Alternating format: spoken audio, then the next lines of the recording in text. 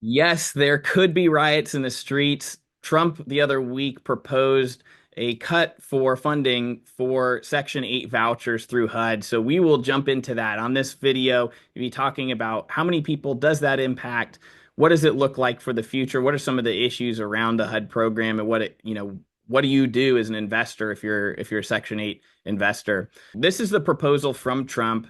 His really goal is to reduce deficit. They propose slashing the funding for Section 8 and other federal housing programs by approximately 43%. This comes out to a $26.7 billion reduction in spending, or 4.42% of the federal budget. This will impact 5.2 million individuals just through the Section 8. There's about 9 million people in the United States who are on some sort of voucher system, but this is only regarding the Section 8 and HUD vouchers.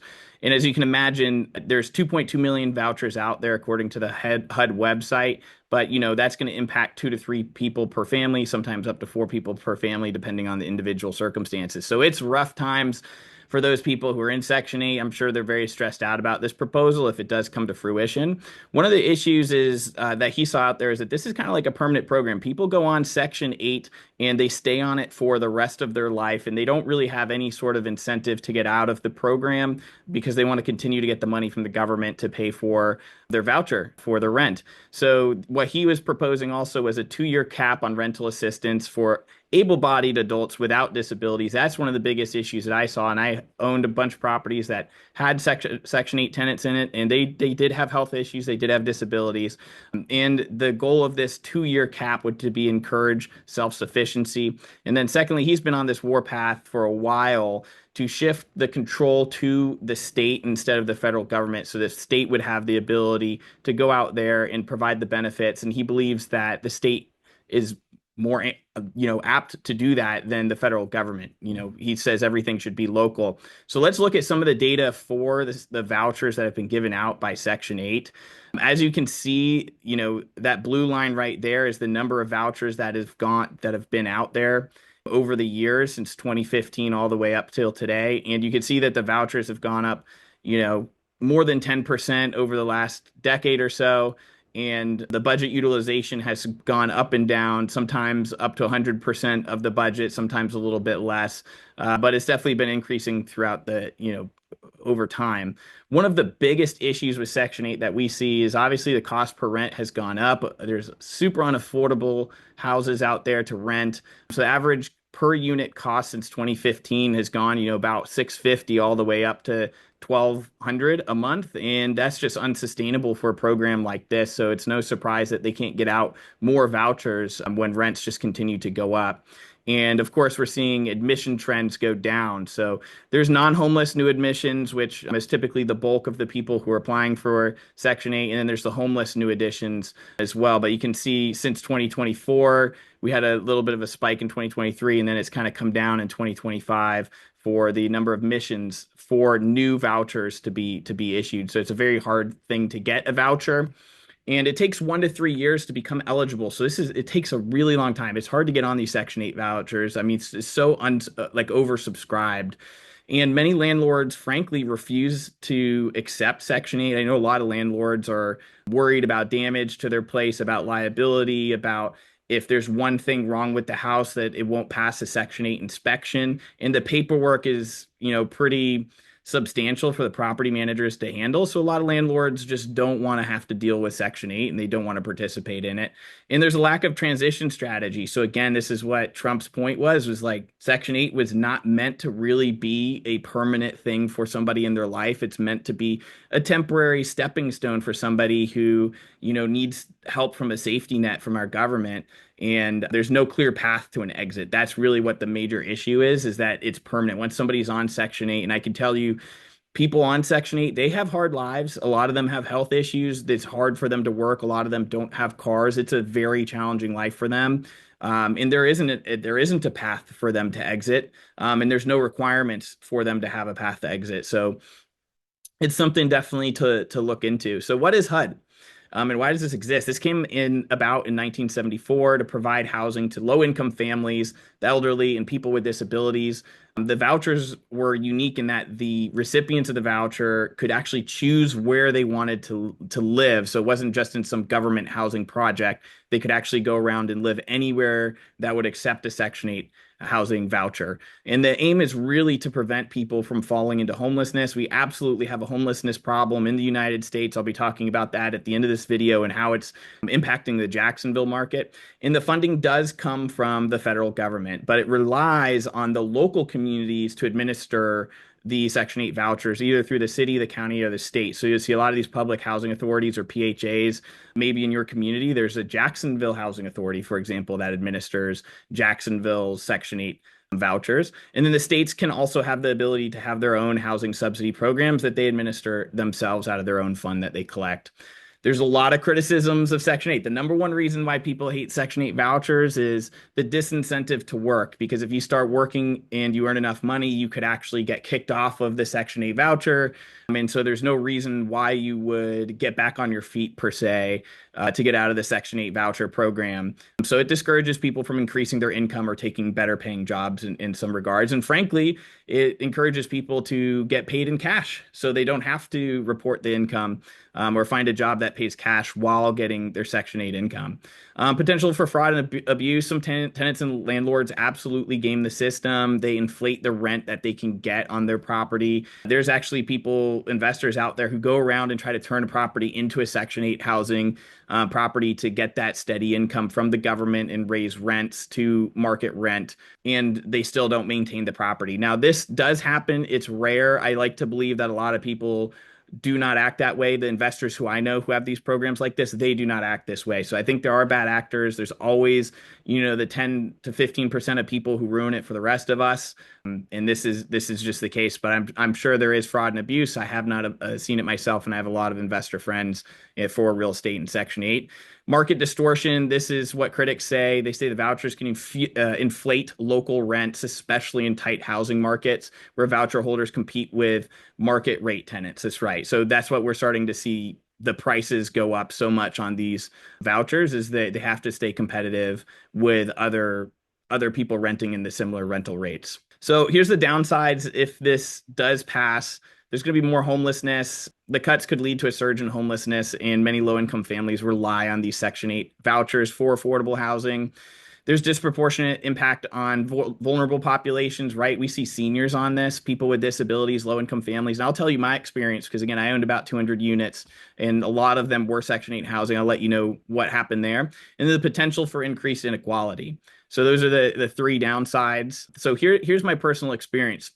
I had 200 units and know about Section 8 and know about the Section 8 investors. I'll tell you this, when I was flying out to the properties and visiting with the tenants, they are really good people. These are just people like me or you. They need help. This is the majority of people. I'm not talking about the 10% of people, 5% of people who are gaming the system.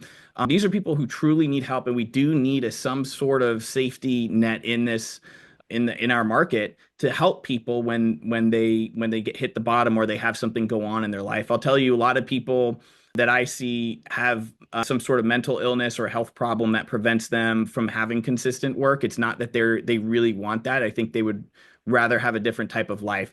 So that's what I'd like to say about that is the tenants. Most of the tenants that I saw were disabled in some form and had no path out. The level of education that they had was not high enough for them to increase their income opportunities. And frankly, the people who live in the system, they did not have any plan to get out of Section 8, nor did any of the people working in the system have a plan for these folks to get off of Section 8 vouchers.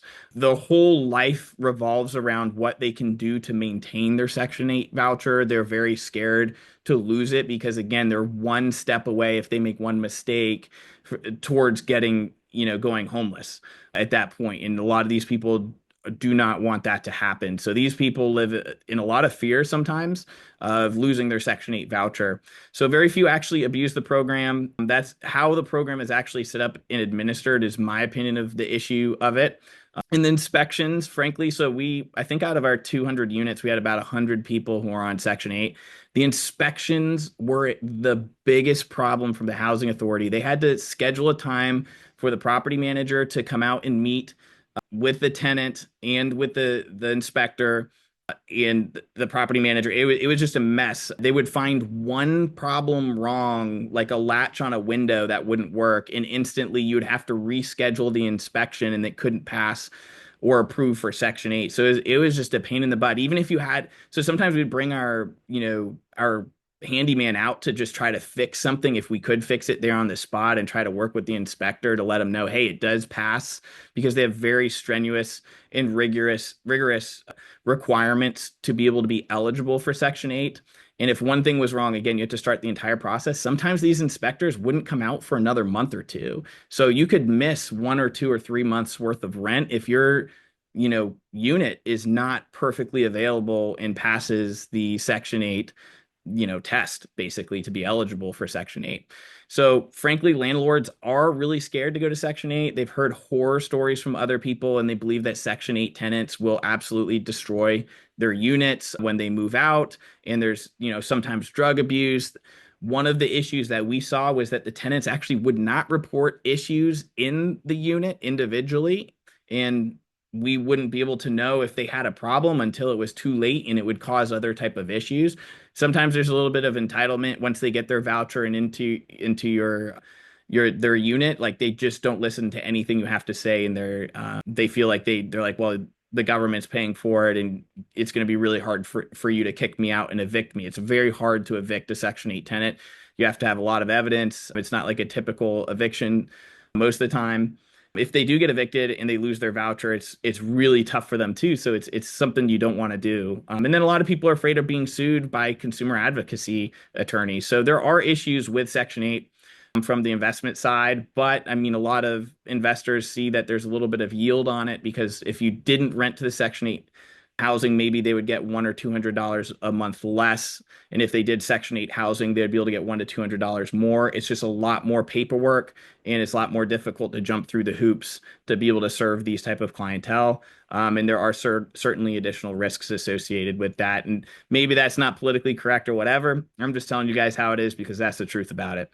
So here's the Florida locally, what we're seeing. There was this law that was passed, unauthorized public camping and public sleeping, in January 1, 2025. It went into effect across the country, where local authorities are barred from permitting regular public sleeping or camping unless they designate specific areas for such purposes, which basically just says it's illegal to sleep outside now, which is basically saying it's illegal to be homeless now.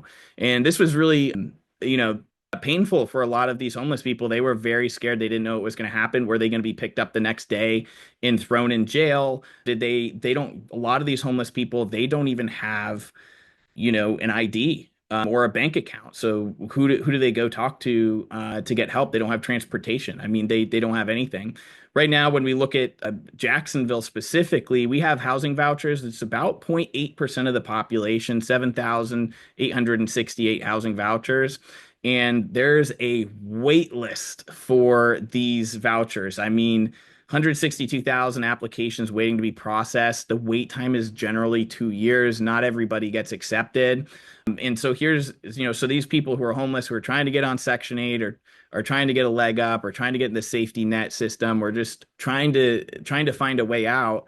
Now, if they're homeless as well, the problem is with this law is that it criminalizes homelessness without offering a direct solution.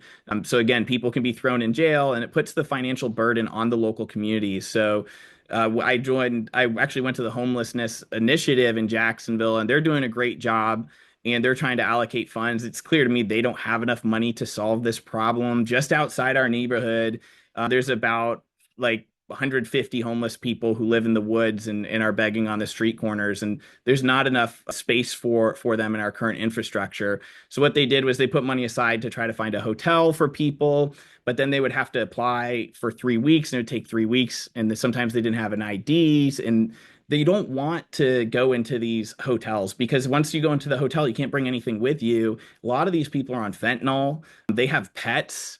And because they can't bring their drugs, and they can't bring their pets, and they can't bring their belongings, they just end up going and living in the woods, or find areas that are not policed locally. And so Jacksonville, what did they do? I mean, they are doing the best that they can. I'm sure other cities and localities are having their own issues, but they implemented a 12-point program to help with the no camping law. They allocated $10 million for the initial year towards projects and even building out tiny homes. They established an intake system for shelters, which was nice. And they expanded the homeward bound programs, which basically helps people go back to where they came from to see if they could find somebody local who knows them to help take care of them.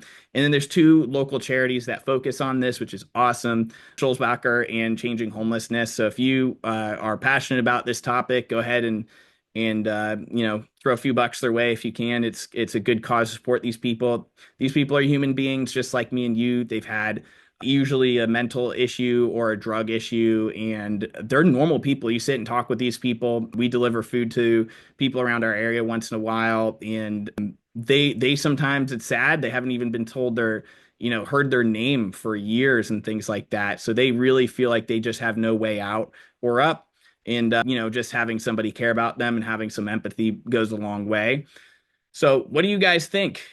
What is the housing solution? It's a tough one. I wouldn't want to be in this position and running HUD and facilitating the housing vouchers, especially since the government is looking to make cuts to the federal budget. How do we take care of those people who really do need the help? I'm not talking about, again, people get so upset because they think everybody's gaming the system. They're not.